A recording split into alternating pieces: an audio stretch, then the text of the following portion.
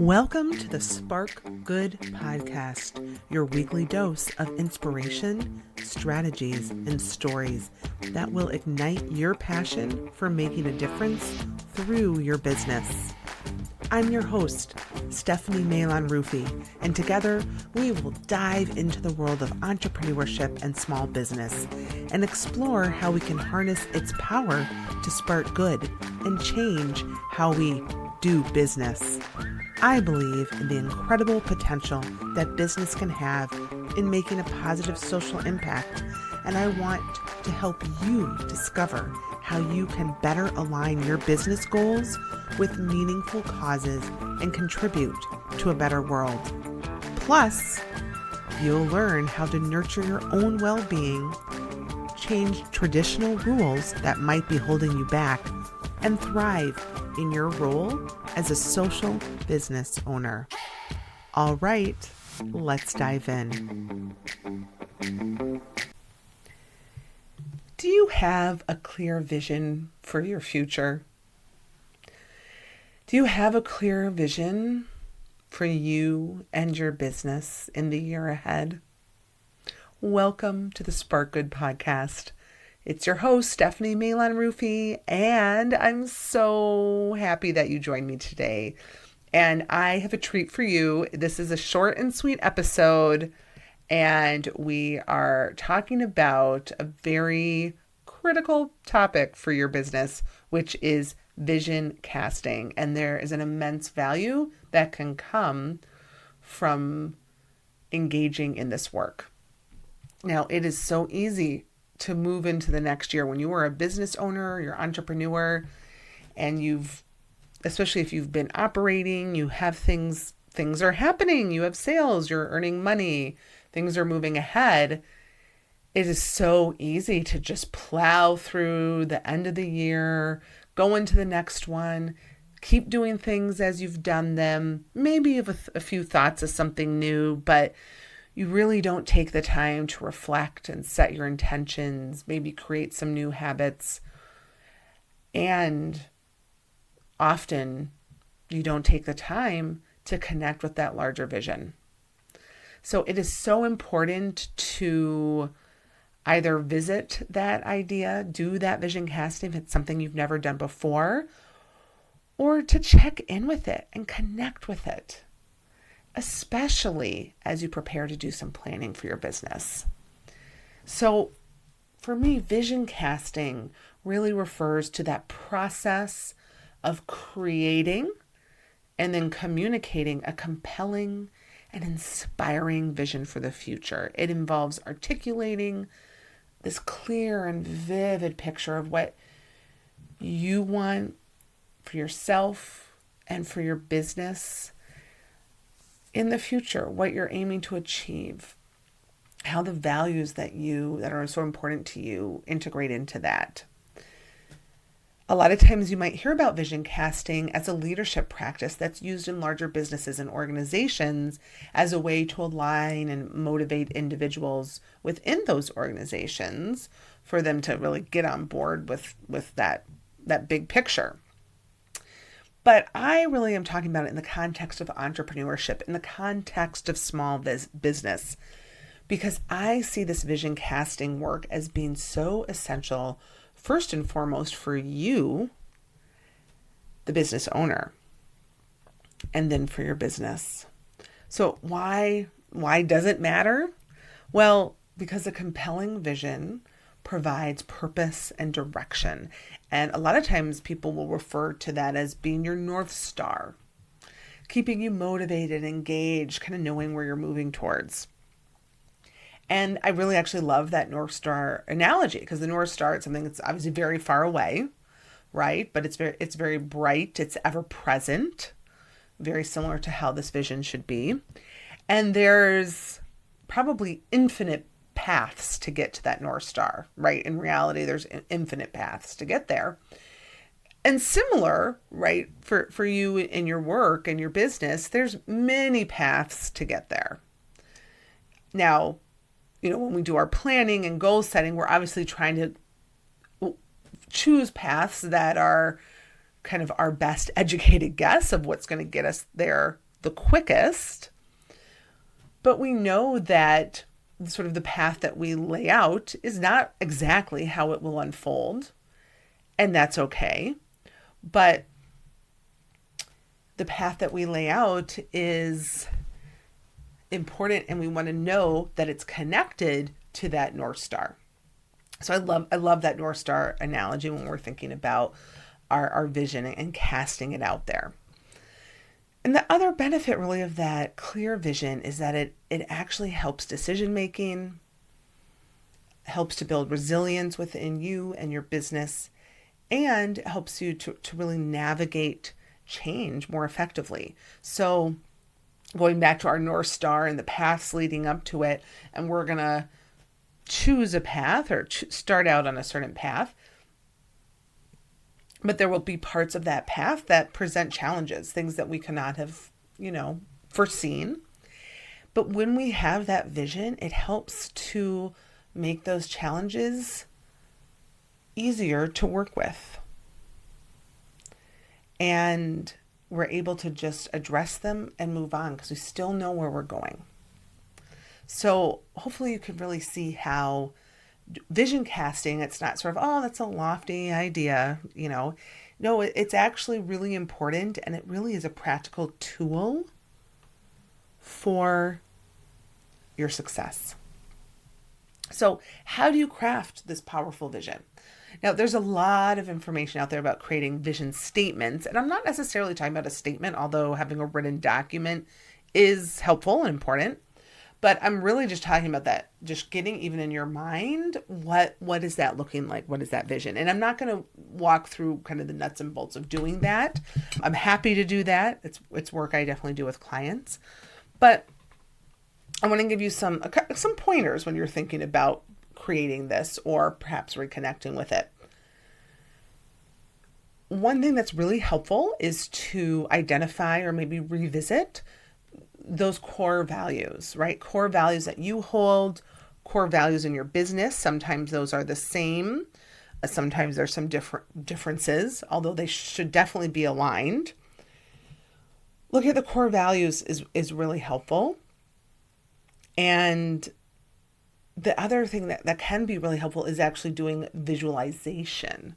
And in fact, I often will do this with clients where I will guide them through. I have some different visualization exercises to help kind of settle in and really meditate and think about and define that vision, because it's really worth spending time on this. And the more detail you put in it, actually, the better.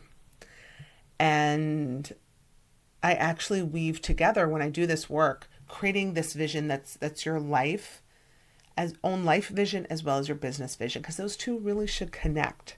And especially when you're an entrepreneur, when you are the founder and the leader of a business, those two pieces really tend to go together. Or let's just say they should go together, because it really helps to make the work easier and makes so many pieces of the work that you're doing in your business easier because it's in alignment with who you are. Now, once you've spent time in that space and dreaming about your big vision, perhaps doing some visualization exercises, and you're just thinking real big right there, then think about the next year. Or whatever time frame you're focusing on, right? I know people who check in with their vision annually. Some people even do it quarterly. Other people do it when they feel moved.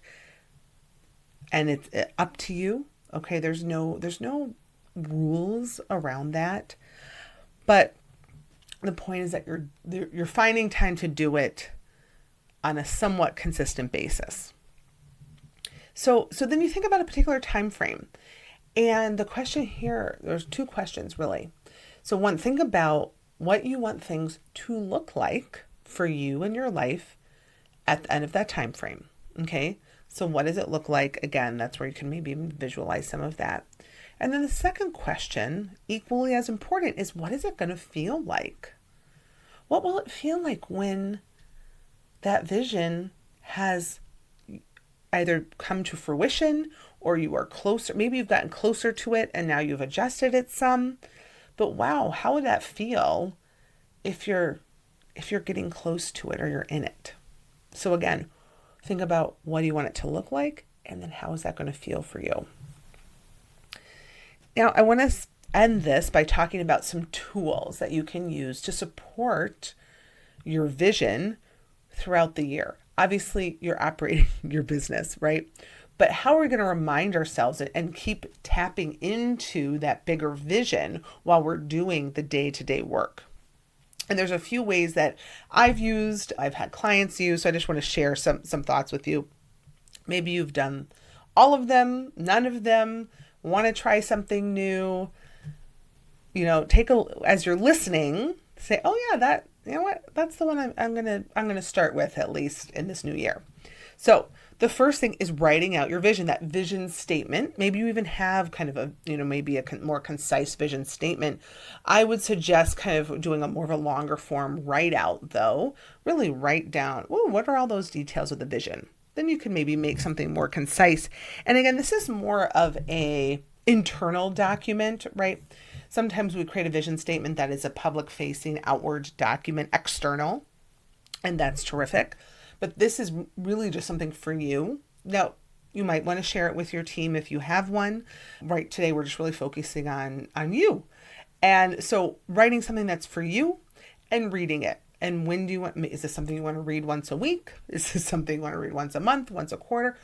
Having it in an accessible place so you can read it and remind yourself. Another idea is doing more visualization exercises.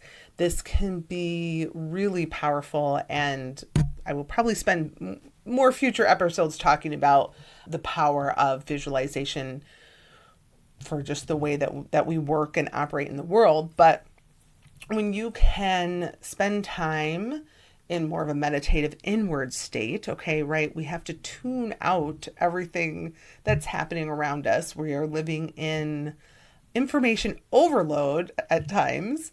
We've got to tune that out and tune in with that vision and visualize it in your head. That can be really powerful. Reminding yourself of that by quieting the world around you, even closing your eyes, having some more meditative time with that vision and doing visualization. Another great tool. A third tool is having some other visual reminder. And this is where this vision board comes into play. And there's a lot of, ways that people do vision boards and a lot of different, just ways that you can do it. Again, not going to get into that nitty gritty, but I personally love a good vision board, and I have done them, with magazine cutouts and doing collages. This past year, I actually created my vision board in Canva, and then I downloaded it, and it is the screensaver on my computer.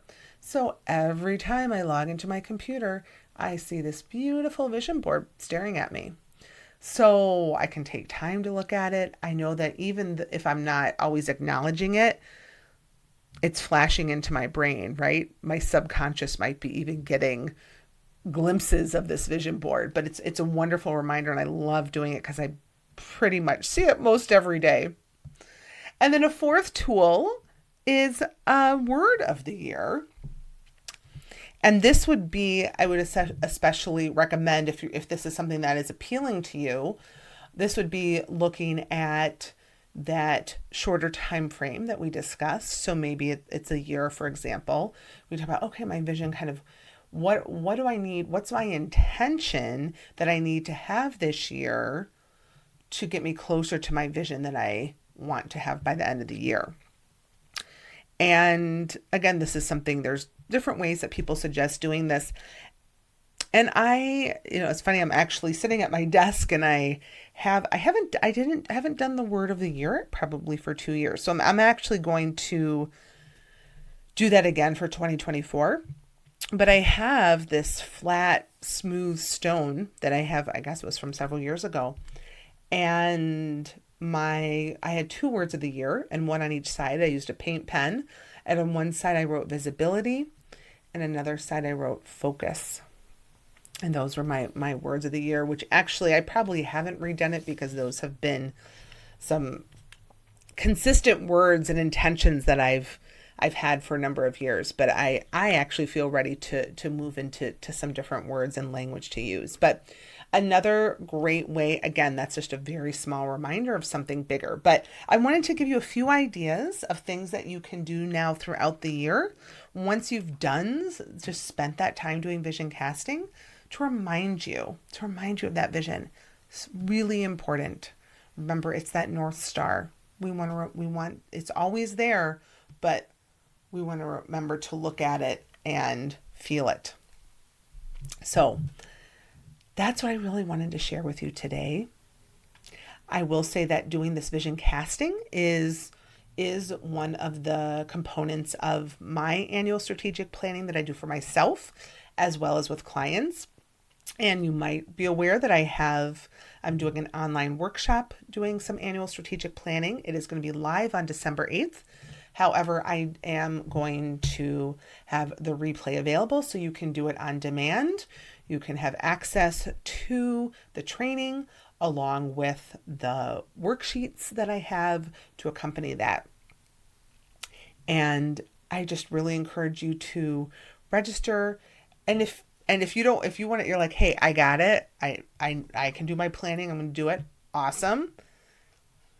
My bigger concern is just that you taking the time to do it. At least block out half a day or a full day. In fact, I think the ideal would be to take a full day. You can spend the morning doing that planning and then spend the afternoon doing something you love to do. And maybe that's going to a coffee shop. Maybe it's a walk. Maybe it's a massage. Maybe it's going to a salt cave, right? Maybe it's getting together with some friends.